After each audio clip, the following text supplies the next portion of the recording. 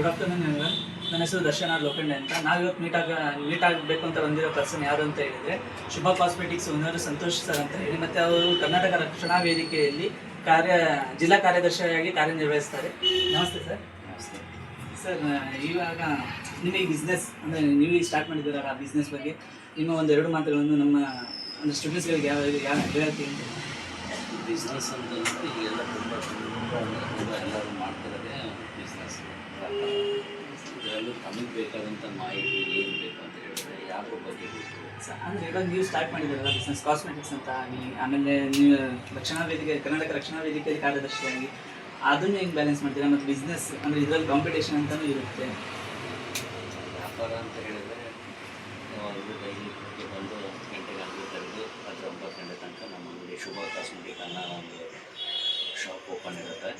ಇಲ್ಲಿ ಯಾವುದೇ ರೀತಿ ಐಟಮ್ಗಳು ಬಂದು ಕೂಡ ಎಲ್ಲ ಕಸ್ಟಮರ್ಸ್ಗೂ ಬರೀ ಕಾಸ್ಮೆಟಿಕ್ ಐಟಮ್ ಜೊತೆಗೆ ಎಲ್ಲ ರೀತಿಯಿಂದ ಸಿಗ್ತಕ್ಕಂಥ fancy invitation gift items, toys items, ಮಕ್ಕಳಿಗೆ ಬೇಕಾದದ್ದು ಎಲ್ಲ ಐಟಮ್ಗಳು ಒಂದೇ ಮನೆಗೆ ಸಿಗ್ತವೆ.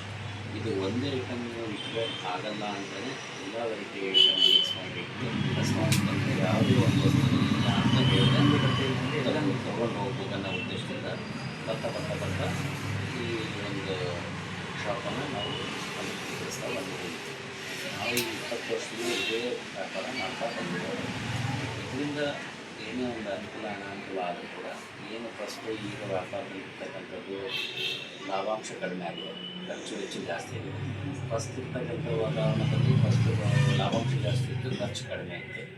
ಆದರೂ ಕೂಡ ಈಗ ಅದನ್ನು ಫಸ್ಟಿಂದ ಮಾಡ್ಕೊಂಡು ಬಂದಿರತಕ್ಕಂಥ ಒಂದು ಸ್ಕಿಲ್ ಕಲೆ ಏನಿದೆ ಅದ್ರ ಪ್ರಕಾರ ಹೆಚ್ಚು ಕಡಿಮೆ ನಡೆಸ್ಕೊಂತ ಹೋಗ್ತಾ ಇರ್ತೀವಿ.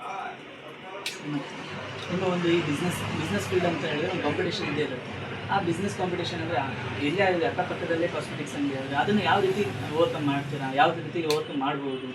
ಅದೇ ನಮ್ಮ ಹತ್ರ ಬರ್ತಕ್ಕಂಥ 20 ವರ್ಷದ ಹಳೆ ಅಂಗಡಿ ಆದರೆ ಕಸ್ಟಮರ್ಸ್ಗಳು ಇಲ್ಲಿ ಬಂದರೆ ಕಡಿಮೆ ಕೊಡ್ತಾರೆ ಅನ್ನೋ ಒಂದು ಏನು ನಂಬಿಕೆ ಉಳಿಸ್ಕೊಂಡಿರ್ತೀವಲ್ಲ, ಹೊಸ ಕಸ್ಟಮರ್ಸ್ ಬಂದರೂ ನಾವು ಅವ್ರನ್ನ ಅಟ್ರಾಕ್ಷನ್ ಮಾಡೋಕ್ಕಾಗಿ ಈಗಿನ ಪ್ರೈಸಲ್ಲಿ ಲಾಭಾಂಶದಲ್ಲಿ ಅವ್ರನ್ನ ಅಟ್ರಾಕ್ಷನ್ ಮಾಡೋಕ್ಕಿಂತ ಅತಿ ಹೆಚ್ಚು ಹಳೆ ಕಸ್ಟಮರ್ಸ್ಗೆ ಬೇರೆ ಎಲ್ಲೂ ಹೊರಗಡೆ ಹೋಗ್ತಾರೆ. ಅವರೇ ವಾಪಸ್ ಪುನಃ ಅವ್ರ ವಸ್ತುಗಳು ಬೇಕೇ ಬೇಕು ಬಂದು ತಗೊಂಡು ಹೋಗ್ತಾರೆ ಅನ್ನೋದ್ರಿಂದ ಅವರು ಸಾಧ್ಯವಾದಷ್ಟು ಬಂದಾಗ ಅವ್ರನ್ನ ಪ್ರೀತಿಯಿಂದ ನಾನೇ ಮಾಡ್ತಾರೆ. ಏನು ಕೇಳ್ತಾರೆ ಒಂದಲ್ಲ 2 ವೆರೈಟಿ ತೋರಿಸ್ಬಿಟ್ಟು ಹೊಸದಾಗಿ ಬರ್ತಕ್ಕಂಥ ಐಟಮ್ಗಳನ್ನ ಅವ್ರಿಗೆ ಇಂಟ್ರೊಡ್ಯೂಸ್ ಮಾಡಿ ಅದ್ರ ಬಗ್ಗೆ ಅವ್ರಿಗೆ ಏನೇನಿದೆ, ಪ್ರಾಡಕ್ಟ್ ಹೇಗಿದೆ, ಅದ್ರ ಕ್ವಾಂಟಿಟಿ ಏನು, ಅದ್ರ ಕ್ವಾಲಿಟಿ ಏನು, ಅದರಲ್ಲಿ ಯಾವ ಐಟಮ್ ಯಾವ ಕಂಟೆಂಟ್ ಇದೆ, ಅದರಿಂದ ಯಾವ ರೀತಿ ನಿಮ್ಗೆ ಯೂಸ್ ಆಗುತ್ತೆ ಅಂತ ನಾವು ಡೆವಲಪ್ ಮಾಡೋದ್ರಿಂದ ಅವ್ರಿಗೆ ಅಟ್ರಾಕ್ಷನ್ ಆಗುತ್ತೆ. ಅಂದರೆ ನಮ್ಮ ತಗೊಂಡಂಥ ಕಸ್ಟಮರ್ಸ್ ಮತ್ತು ಪುನಃ ಬರ್ತಿರ್ತಾರೆ. ಬಂದಂಥ ಹಳೆ ಕಸ್ಟಮರ್ಸ್ ಪ್ರೀತಿಯಿಂದ ಒಂದು 10-15-20 ಸಾಧ್ಯ ಆದಷ್ಟು ಕಡಿಮೆ ಮಾಡ್ತಿರ್ತಾರೆ. ಅವ್ರಿಗೂ ಖುಷಿ ಆಗ್ತಾರೆ. ಅದೇ ರೀತಿ ಕಸ್ಟಮರ್ ಅಟ್ರಾಕ್ಷನ್ ಮಾಡಿಬಿಟ್ಟು ಈ ರೀತಿ ಬಿಸ್ನೆಸ್ ನಡೆಸ್ತಾ ಹೋಗ್ತಾ ಇದ್ದೀವಿ. ಸರ್, ಈ ಬಿಸ್ನೆಸ್ ಜೊತೆಗೆ ಮತ್ತು ನೀವು ರಕ್ಷಣಾ ಕರ್ನಾಟಕ ವೇದಿಕೆ ಜಿಲ್ಲಾ ಕಾರ್ಯದರ್ಶಿಯಾಗಿ ಕಾರ್ಯನಿರ್ವಹಿಸ್ತೀವಿ, ಅದನ್ನು ಯಾವ ರೀತಿ ಬ್ಯಾಲೆನ್ಸ್ ಮಾಡ್ತೀರಾ ಸರ್? ಅಲ್ಲಿ ಇಂಟ್ರೆಸ್ಟ್ ಅಂತ ಈಗ ಇಲ್ಲಿ ಎಲ್ಲ ರೀತಿಯಿಂದ ಕೆಲಸ ಮಾಡ್ತಾನೆ ಅದು ಒಂದು ಕೆಲಸ. ನಾಡು ನುಡಿ ಜಲ ಭಾಷೆ ಕಟ್ಟಕ್ಕಾಗಿ ನಾವು ಬರುವಂಥ ಪರಿಸ್ಥಿತಿ ನಮ್ಮ ರಾಜ್ಯದಲ್ಲಿ ನಮಗೆ ಎದುರಾಗಿದೆ.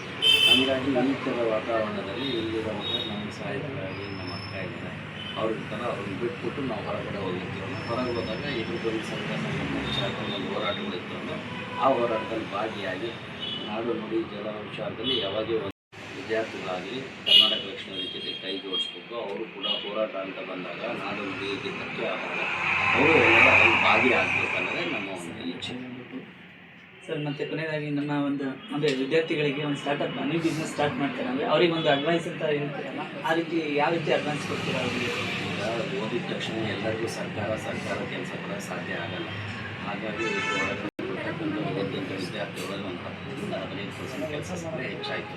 ಇನ್ನು 85% ಎಲ್ಲರೂ ಸ್ಟೂಡೆಂಟ್ಸ್ಗಳು ತಮ್ಮ ಸ್ವಂತ ಕಾಲ ಮೇಲೆ ನಿಂತ್ಕೊಂಡು ಆಪರೇಟರ್ ಬರಲೇಬೇಕು, ಬರೀಬೇಕು. ಹಾಗಾಗಿ ನಾವೆಲ್ಲ ಮ್ಯಾನುಫ್ಯಾಕ್ಚರಿಂಗ್ ಮೋದಿಯವರು ಹೇಳ್ತಾರಲ್ಲ ಮೇಕ್ ಇನ್ ಇಂಡಿಯಾ ಅಂತ, ಎಂಥದ್ದು ವಿದ್ಯಾರ್ಥಿಗಳ ಹತ್ರ ಯಾವ ರೀತಿ ಇದೆ ಗೊತ್ತಾಗಲ್ಲ. ಬರ್ತಾ ದೊಡ್ಡ ಮಟ್ಟದ ವ್ಯಾಪಾರ ಆಗಿ ಮತ್ತು ಕಾಲಕ್ರಮೇಣ ಎಲ್ಲರಿಗೂ ಕೆಲಸ ಕೊಡೋಂಥದ್ದು ಎಲ್ಲ ಮಕ್ಕಳಿಗೂ ಈಗೆಲ್ಲ ಅವರು ಓದ್ತಾ ಎಲ್ಲ ಕೆಲಸ ಕೊಟ್ಟು ಅವರು ದೊಡ್ಡ ವ್ಯಾಪಾರಿಯಾಗಿ ಬೆಳೀಬೇಕು.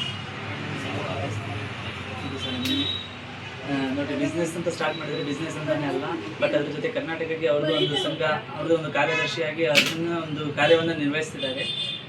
ಯಾವುದೇ ರೀತಿಯ ಅದರಲ್ಲೂ ಅಡಚಣೆ ಆಗಿದೆ. ತಮ್ಮ ವ್ಯಾಪಾರದ ಬಗ್ಗೆಯೂ ಅವರು ಎಷ್ಟು ಮಟ್ಟಿಗೆ ತಿಳ್ಕೊಂಡಿದ್ದಾರೆ ಅಂದರೆ ಇನ್ನೊಬ್ಬರು ಸ್ಟಾರ್ಟ್ ಮಾಡೋಕ್ಕೂ ಹೇಳ್ಬೋದು. ಈ ರೀತಿ ಮಾಡಿರಿ ಅಂತ ಹೇಳಿ. ಥ್ಯಾಂಕ್ ಯು ಸರ್, ನಿಮ್ಮ ಒಂದು ವ್ಯಾಲ್ಯೂಬಲ್ ಟೈಮ್ ಅಂತ ಕೊಟ್ಟಿದ್ದಕ್ಕೆ. ನಿಮ್ಗೆ ಯಾವುದೇ ರೀತಿಯ ಕಾಸ್ಮೆಟಿಕ್ಸ್ ಐಟಮ್ ಬೇಕು ಅಂದರೆ ಶುಭ ಕಾಸ್ಮೆಟಿಕ್ಸ್ಗೆ ಬರ್ಬೋದು, ವಿಸಿಟ್ ಮಾಡಿ ಶಾಪ್. Thank you sir.